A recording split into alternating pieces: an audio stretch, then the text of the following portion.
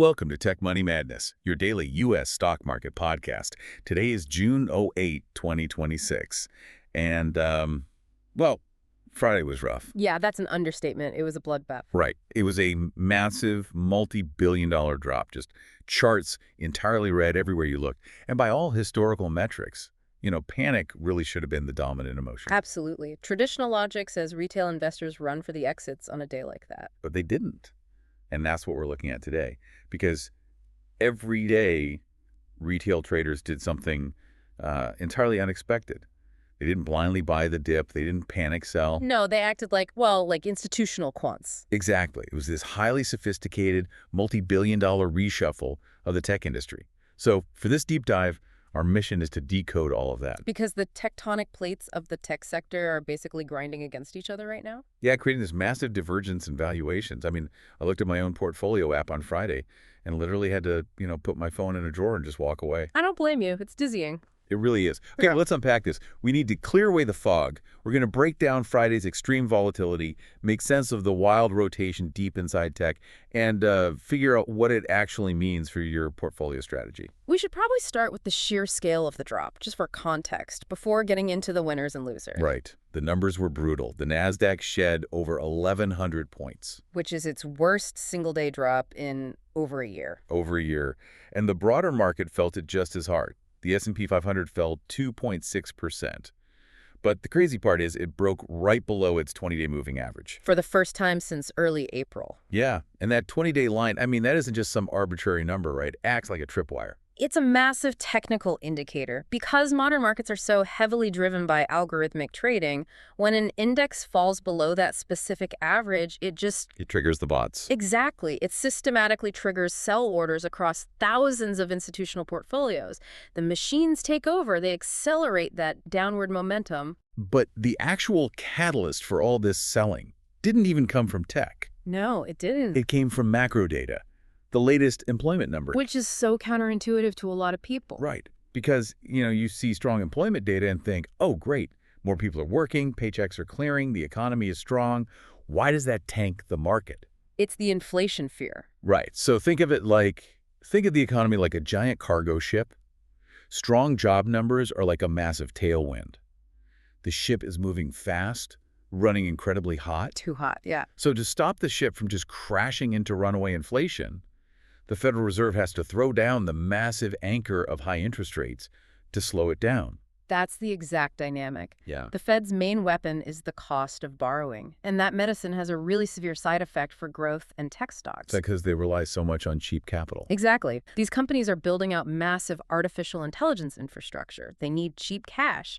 When rates stay high, that capital vanishes. Borrowing skyrockets. Yeah. So investors discount their future profits, the ship stays hot, the anchor stays down, and tech stocks just sell off. What's fascinating here is that underneath all that selling, the implied correlation across the market remains historically low. Okay, unpack that term for me. Implied correlation. Sure. In a normal market panic, everything sells off together, right? Correlation is high, everything goes down. But right now, implied correlation is low. Meaning individual stocks are just doing their own thing. Exactly. Some are crashing, others are hitting all-time highs. This points to the unwinding of these massive institutional strategies called dispersion trades.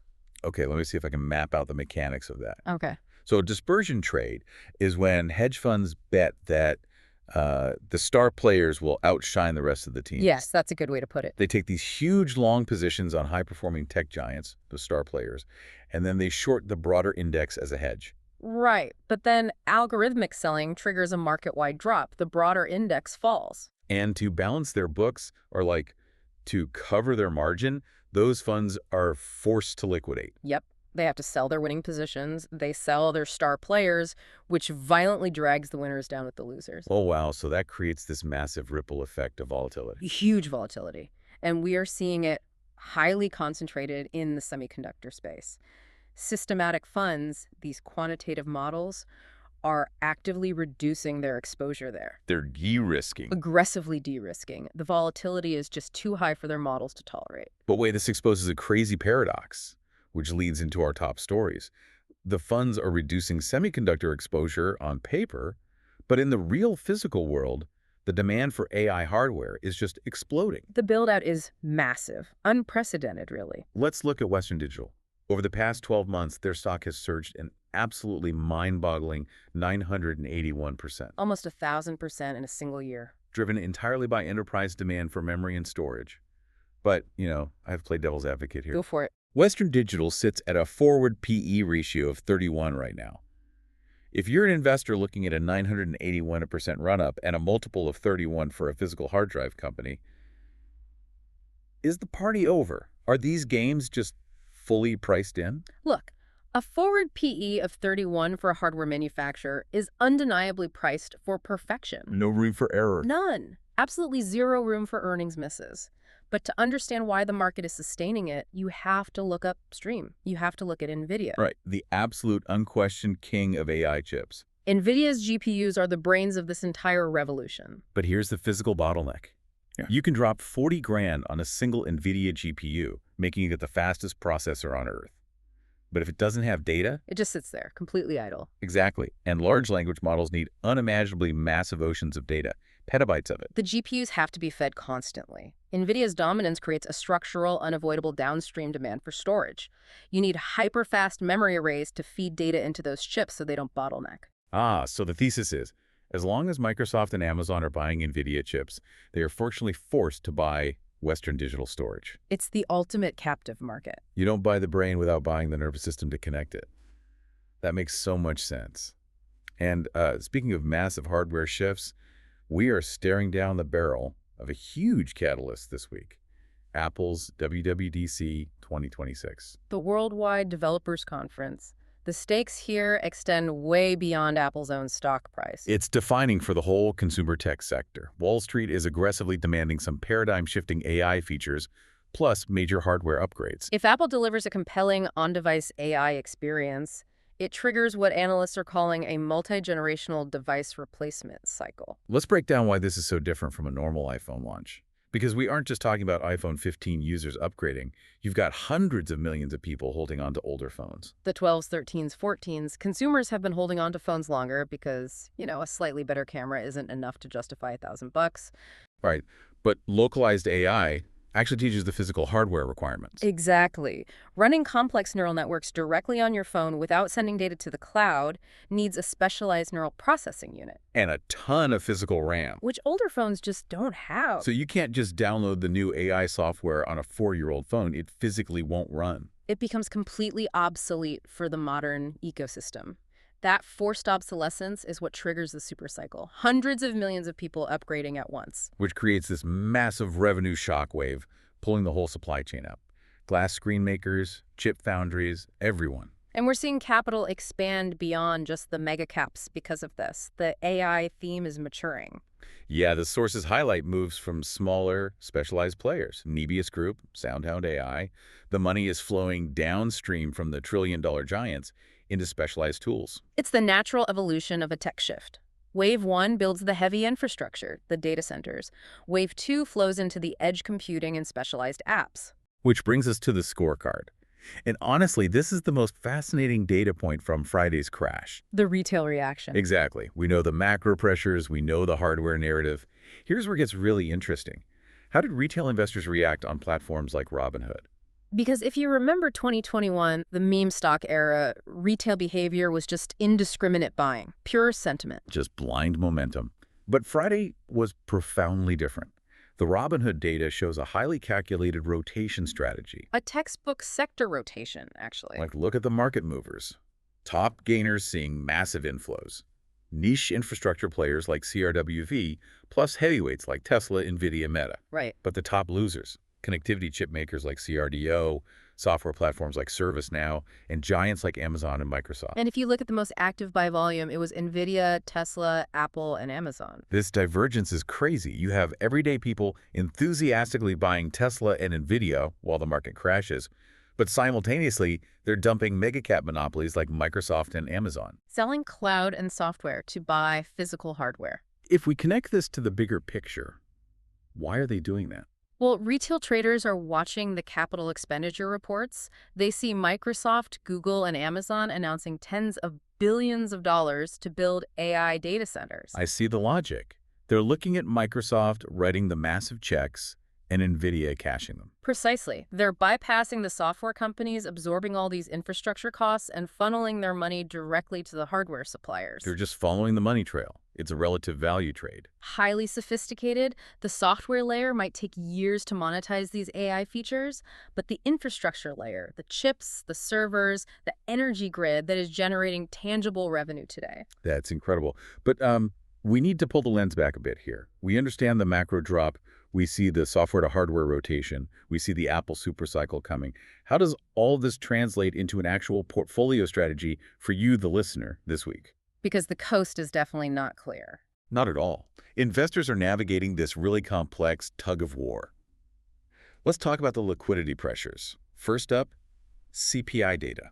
The Consumer Price Index, the ultimate inflation gauge. If that comes in hot, showing prices are still rising, it completely exacerbates the interest rate fears we talked about. Yeah. The Fed's anchor stays down. And beyond the macro data, you have mechanical liquidity trains. The market is bracing for several major IPOs. Right, initial public offerings. Let's explain the mechanics of why that matters. When a massive private company goes public, it acts like a giant sponge dropped into the market. A very large sponge, yes. Institutions and mutual funds want to buy those new shares. But they don't always have unlimited cash lying around, so to make room, they have to sell their existing holdings. Which literally sucks available liquidity out of the secondary market. It creates downward pressure on existing stocks. Oh, wait, that downward pressure is being counterbalanced right now, right? By Treasury paydowns. Yes. That's the crucial support mechanism. The government is essentially retiring debt. So they pay down bonds, handing massive amounts of cash back to the bondholders. Who then have all this liquid capital that needs to return, so a huge chunk of it rotates right back into the equity markets. So you have the IPO sponge pulling liquidity out, and the Treasury paydown hose pumping liquidity back in. Which creates an incredibly choppy, volatile environment. And in that kind of chop, institutions get defensive. We're seeing a massive flight to safety. But not just buying gold or bonds.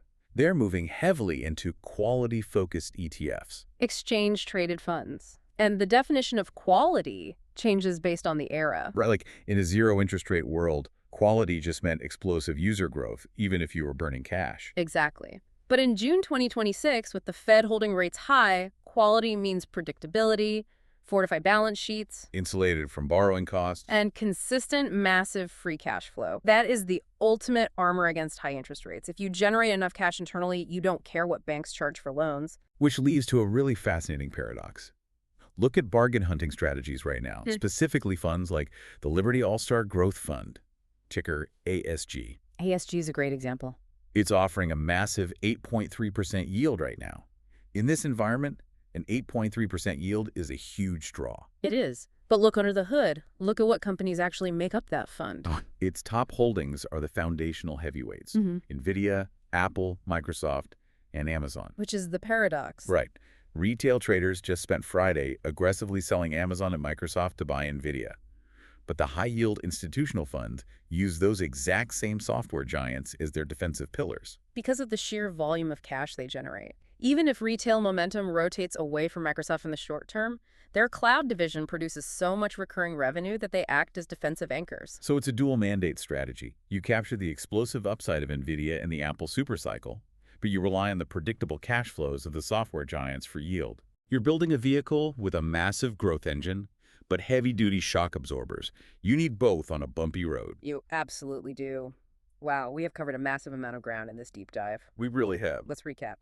We started with the sheer impact of that 1,100-point Nasdaq drop and how strong jobs data ironically spiked rate fears. We unpacked the dispersion trades dragging the broader market down. We looked at Western Digital's insane 981% surge to support NVIDIA's processors. We examined the impending Apple WWDC hardware supercycle. And we analyzed that wild Robinhood rotation, with retail traders bypassing the cloud monopolies to directly buy the hardware suppliers. And finally, balancing inflation fears against the defensive armor of cash flow positive ETFs like ASG. It's an environment that demands constant vigilance. But as we watch all this capital expenditure play out, it leaves us with one really vital question. What's the question we should be asking? Well, if Apple's WWDC successfully kicks off this massive hardware replacement cycle, and if NVIDIA's downstream demand is already priced into stocks like Western Digital at a 31 PE, Where does the smart money rotate next? Exactly. After the physical pipelines are fully built, who makes the real sustainable profit pumping the water through them? That is the multi-trillion-dollar question. The software layer eventually have to prove it can generate the revenue to justify all this spending. Something for all of us to mull over as we watch the tape this week. That's all for today's episode of Tech Money Madness. Don't forget to like, subscribe, and we'll see you tomorrow for more market coverage.